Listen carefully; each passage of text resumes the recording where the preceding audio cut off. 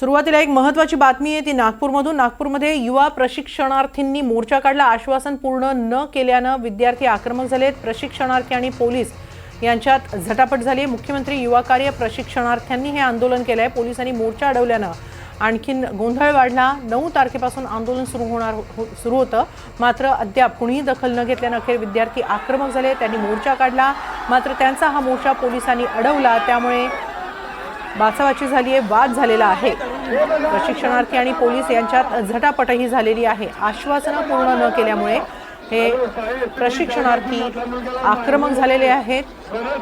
मुख्यमंत्री युवा कार्य प्रशिक्षणार्थी आहेत, त्यांचं 9 तारखेपासून आंदोलन सुरू होतं, मात्र या आंदोलनाची दखल घेण्यात न आल्यामुळे अखेर हे विद्यार्थी आक्रमक झाले आणि त्यांनी मोर्चा काढला। मात्र हा मोर्चा अडवण्यात आला आणि त्यावेळी पोलीस आणि या विद्यार्थ्यांमध्ये झटापटही झाली।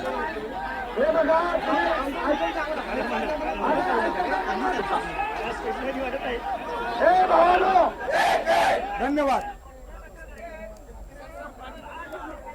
नागपूरमध्ये अधिवेशन काळातच मुख्यमंत्री युवा कार्य प्रशिक्षणार्थ्यांनी हे आंदोलन सुरू केलं होतं, मात्र तरी देखील या आंदोलनाकडे कोणत्याही नेत्यानं किंवा सरकारनं लक्ष दिलं नाही, दखल घेतली नाही असा आरोप करत आज हे प्रशिक्षणार्थी आक्रमक झाले। त्यांनी त्यांचा मोर्चा काढला, मात्र हा मोर्चा पोलिसांनी अडवला। त्यावेळी पोलीस आणि प्रशिक्षणार्थ्यांमध्ये झटापट झाली। आश्वासनं पूर्ण न केल्यामुळे या प्रशिक्षणार्थींनी त्यांचं आंदोलन सुरू केलं। 9 तारखेपासून म्हणजेच अधिवेशन काळातच हे आंदोलन सुरू होतं, मात्र तरीही आंदोलनाकडे लक्ष न दिल्यामुळे प्रशिक्षणार्थी आक्रमक झाले। मोठ्या संख्येने हे प्रशिक्षणार्थी मोर्चा घेऊन निघाले होते। पोलिसांनी त्यांना वाटेतच अडवलं आणि त्यामुळे हे प्रशिक्षणार्थी आंदोलक अधिक आक्रमक झाले। पोलीस आणि त्यांच्यात झटापट झाली। याबाबत अधिक माहिती घेऊया आमचे प्रतिनिधी शुभम बायस्कर यांच्याकडून। शुभम, नेमकी आता सध्या काय स्थिती आहे? हिमाली, आपण जर पाहिलं तर मुख्यमंत्री युवा कार्य प्रशिक्षणार्थी सहाय्यक संघटनेच्या माध्यमातून हे आंदोलन सुरू आहे। त्यापूर्वी या संघटनेकडनं सरकारला इशारा देखील देण्यात आलेला होता की निवडणुकीपूर्वीच आश्वासने दिले होते किंवा मुख्यमंत्री युवा कार्य प्रशिक्षणासाठी ज्या विद्यार्थ्यांना घेण्यात आलं होतं त्यांना सेवेत सामावून घ्यावं, ह्या मागण्या करण्यात आलेल्या होत्या। सरकार असेल किंवा प्रशासन असेल, या दोघांकडनं आंदोलकांची समजूत काढण्याचा प्रयत्न सुरू होता, मात्र आज विद्यार्थी आक्रमक झालेले आहेत आणि आपण जर पाहिलं तर विद्यार्थ्यांचं सुरू असलेले आंदोलन जे आहे ते आक्रमक झालेले आहे। काही ठिकाणी झटापट देखील झाल्याची माहिती मिळते आहे। पोलीस आणि आंदोलकांमध्ये देखील बाचाबाची होत आहे। हा मोर्चा जो आहे तो थेट विधान भवनावर धडकणार होता, मात्र तत्पूर्वीच जे आहे ते गोंधळ निर्माण झाला आहे आणि एकंदरीतच सध्याची परिस्थिती जर पाहिलं तर संपूर्ण ठिकाणी तणावाची परिस्थिती निर्माण झालेली आहे। आंदोलक असतील किंवा पोलीस असतील, दोघांमध्ये समजूत काढण्यासाठी प्रयत्न होत आहेत। वेगवेगळ्या भागातनं जे आहेत महाराष्ट्रातल्या मुंबई, ठाणे, पुणे, नाशिक, नागपूर, सांगली, छत्रपती संभाजीनगर, लातूर या भागातले विद्यार्थी जे आहेत ते या सगळ्या ठिकाणी दाखल झाले होते नागपुरात, आणि नागपुरात दाखल होऊन मुख्यमंत्र्यांचं लक्ष वेधण्यासाठी हे आंदोलन जे आहे ते या ठिकाणी सुरू आहे। वेगवेगळ्या लोकप्रतिनिधींनी देखील या आंदोलनाला भेट दिली आहे। सरकार या आंदोलनावर कशा पद्धतीनं तोडगा काढतो, युवा प्रशिक्षणार्थी काय समजूत घातली जाते किंवा काय आश्वासन दिलं जातं, याकडे देखील आता हे माझी लक्ष असणार आहे। नक्की, धन्यवाद शुभम, आपण दिलेल्या या सविस्तर माहितीबद्दल।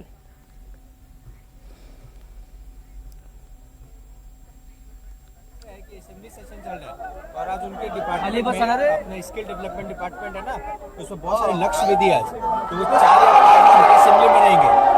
तब तक अगर आपको मिलना है तो ज्वाइंट सेक्रेटरी से मिलना है क्या? मैं उससे बात करके रखा हूँ। नहीं सर, ज्वाइंट सेक्रेटरी कुछ नहीं कर सकते। नहीं करता है क्या? मुख्यमंत्री करेंगे, नहीं तो काढण्यास सुरुवात केली आहे, मात्र हा मोर्चा अडवण्यात आल्यामुळे पोलिसांचं त्यांची झटापट झालेली आहे।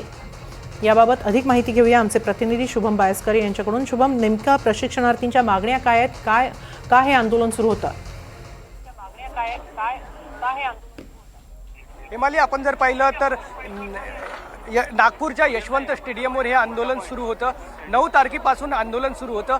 महाराष्ट्रातल्या वेगवेगळ्या भागातनं जे आहेत मुख्यमंत्री प्रशिक्षणार्थी योजनेमध्ये ज्यांना नियुक्ती देण्यात आली होती ते सगळे विद्यार्थी या ठिकाणी आंदोलनासाठी आले होते आणि या आंदोलकांच्या मागण्या होत्या की सरकारनं ज्याप्रमाणे आश्वासनं दिली होती ती आश्वासनं पूर्तता करावी आणि मुख्यमंत्री कार्य प्रशिक्षण योजनेअंतर्गत काम करणाऱ्या विद्यार्थ्यांना शासकीय सेवेमध्ये सामावून घ्यावं यासाठी हे आंदोलन सुरू होतं आणि एकंदरीतच जर पाहिलं तर या ठिकाणी काही आंदोलक जे आहेत त्यांच्यामध्ये आणि पोलिसांमध्ये झटापट झालेली आहे आणि झटापटीनंतर यशवंत स्टेडियमच्या बाहेर जे आहे मोठ्या प्रमाणात पोलिसांचा बंदोबस्त तैनात करण्यात आलेला आहे आणि या ठिकाणचे आंदोलक जे आहेत त्यांना देखील बाहेर काढण्यास आता सुरुवात झालेली आहे। कायदा व सुव्यवस्थेचा कोणताही प्रश्न निर्माण होऊ नये यासाठी पोलिसांचा देखील मोठा बंदोबस्त जो आहे तो तैनात करण्यात आलेला आहे। एकंदरीतच जर पाहिलं तर हे आंदोलन जे होतं ते शांततेच्या मार्गाने जात होतं, मात्र आता यानंतर जे प्रशिक्षणार्थी विद्यार्थी आहेत त्यांना या ठिकाणी मधनं बाहेर काढलं जात आहे। काही आंदोलकांना जे आहे ते स्थानबद्ध केलेलं आहे आणि स्थानबद्धतेनंतर आपण जर पाहिलं तर काही प्रशिक्षणार्थी आहेत, आपण त्यांच्याशी बोलणार आहोत। काय मागणं आहे? आम्ही 4 ते 5 दिवसापासून इथं आलेलो आहोत।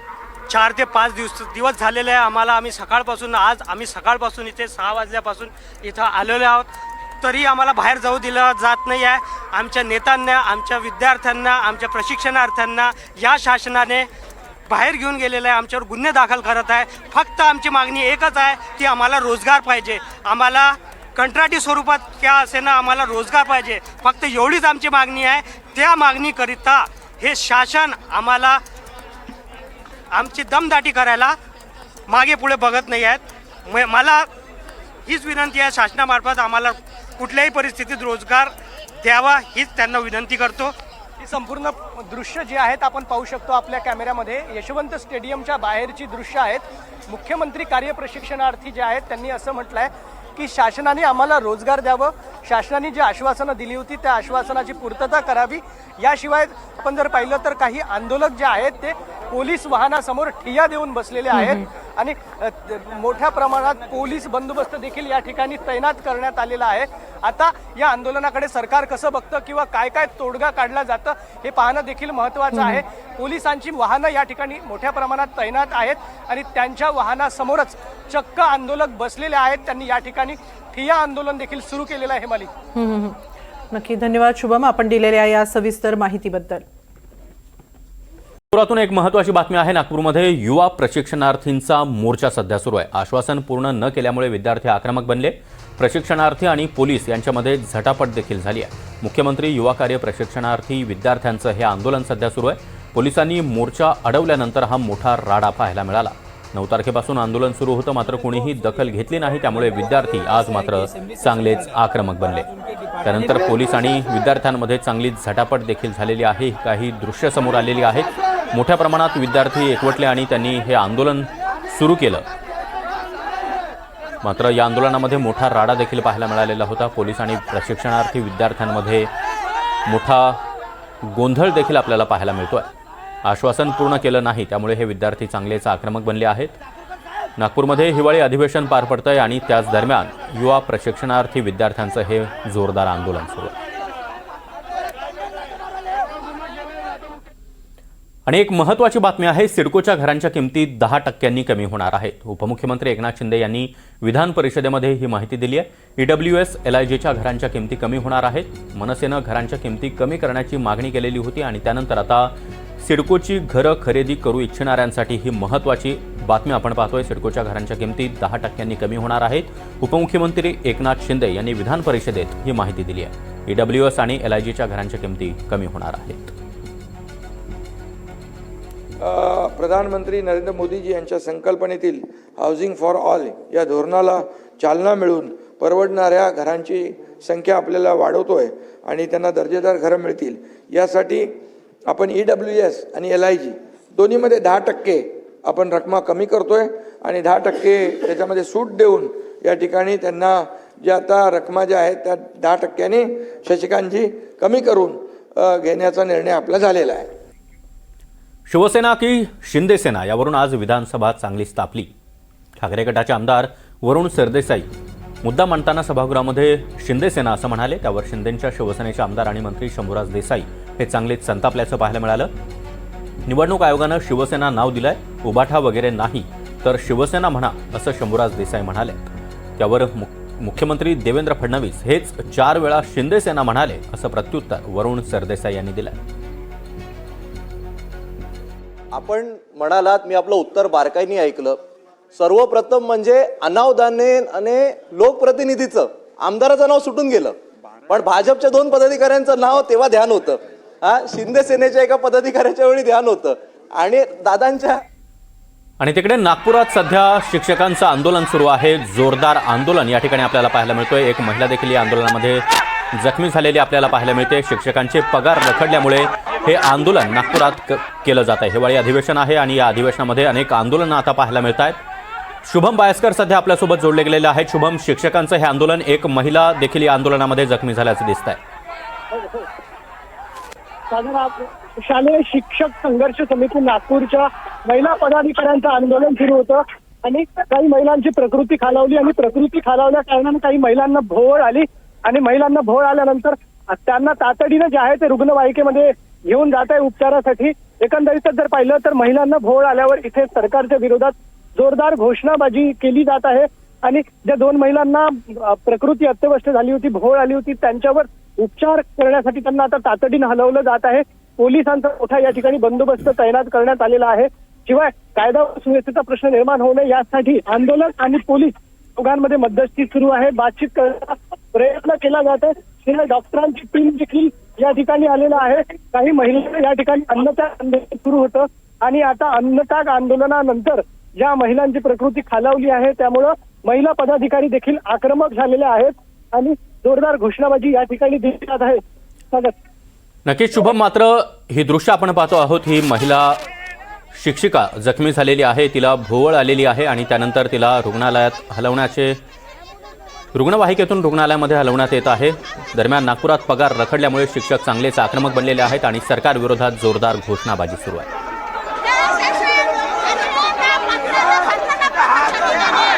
रुग्णवाहिका आली आहे.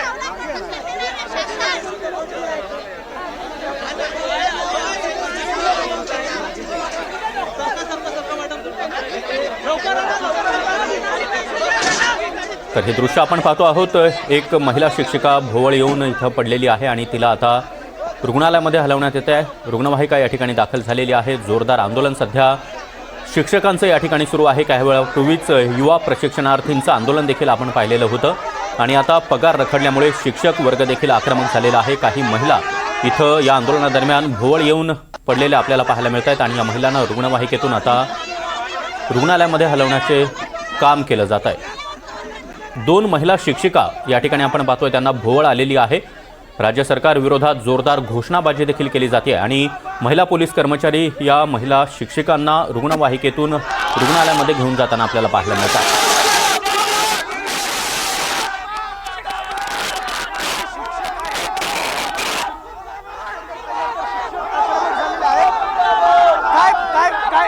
काय 6 दिवसापासून इथं अन्यथा सुरू आहे तरी शासनाने दखल घेतलेली नाही आहे सर. चोट्या बाईनं आमचे पगार बंद करून ठेवले.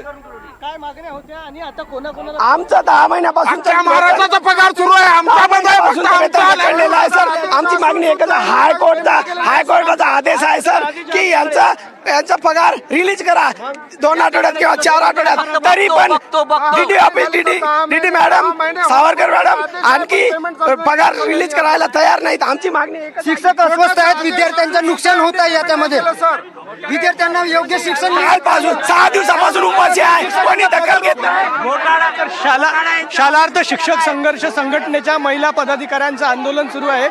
काही महिलांची प्रकृती देखील अत्यवस्थ आहे आणि त्यानंतर जे आहेत त्या महिला पदाधिकारी आक्रमक झालेल्या आहेत. आपण जर पाहिलं तर काही महिलांची प्रकृती खालावली आहे आणि प्रकृती खालावल्यानंतर ज्या आहेत त्या महिला ज्या आहेत त्या थेट ज्या आहेत इथनं उठल्या आहेत आणि या मैदानावर जे आहेत ते सरकार विरोधात घोषणाबाजी केली जात आहे. ताई काय मागण्या आहेत? काय आपण जर पाहिलं तर अनेक महिलांना या ठिकाणी अश्रू आणण्यासाठी हे लोक अधिकाऱ्यांना वाचवायसाठी 632 लोकांनी बसले आहेत. 632 लोकांच्या जीवावर येऊन बसले. यांना अधिकाऱ्यांना अटक करायची धमक नाही आहे म्हणून या शिक्षकांच्या मागे लागून गेलेले आहे. जर यांच्यात धमक आहे आज ते 2-4 अधिकारी वाचवतील पण या शिक्षकांना पगार न दिल्यामुळे किंवा यांची नोकरी घेतल्यामुळे काय होईल ते त्यांचं धोकाधडीचा कार्यक्रम बंद करणार आहे का? जर यांच्यात धमक आहे तर त्या अधिकाऱ्यांना बंद करा आधी, बस एवढंच माझं म्हणणं आहे. आणि पाहिलं तर एकूण 10 महिन्यांपासून जे आहे ते शिक्षकांचे वेतन रखडलेले आहे. न्यायालयाच्या आदेशाचं पालन करा, शिक्षकांचं वेतन अदा करा. शिक्षकांची जी गुन्हेगारासारखी चौकशी जी आहे ते चौकशी बंद करावी, या मागण्यांसाठी जे आहे ते महिला पदाधिकाऱ्यांचं आंदोलन सुरू होतं. अनेक महिलांना जे आहे ते अश्रू अनावर झालेले आहेत. महिला ज्या आहेत त्या प्रचंड आक्रमक झालेल्या आहेत. सरकार विरोधात या ठिकाणी जोरदार घोषणाबाजी केली जात आहे.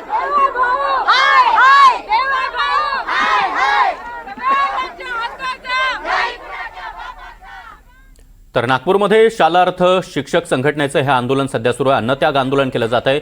या महिला शिक्षकांचा पगार रखडल्यामुळे आक्रमक होऊन त्यांनी हे आंदोलन केलेलं आहे आणि यामध्ये 2 महिला शिक्षकांना भोवळ देखील आली आहे.